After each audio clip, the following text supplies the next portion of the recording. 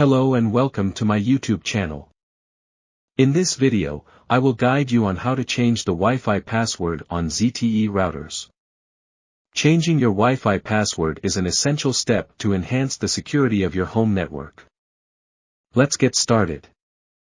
First, ensure your device is connected to your home Wi-Fi network set up using the ZTE router.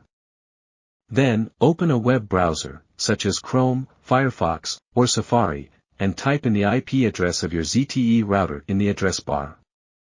Usually, the address is 192.168.1.1 or 192.168.0.1, but verify it by checking the sticker on the back of your router or in its user manual. Once you access the router's IP address, you will be directed to the ZTE router's admin panel. Here, you will be prompted to enter the username and password. Input the correct username and password you have set for your router. After logging into the admin panel, locate and click on Network from the left menu and then select WLAN. Under the WLAN section, select Security. Choose your SSID and select Authentication Type as WPA/WPA2 PSK. Enter a new strong and secure Wi-Fi password in the WPA passphrase field. Make sure the password includes a combination of letters, uppercase and lowercase, numbers, and special characters. Avoid using easily guessable personal information as your password.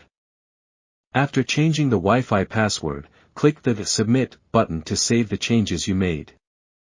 Now that you have changed the Wi-Fi password on your ZTE router, make sure to note down the new password or store it in a secure place.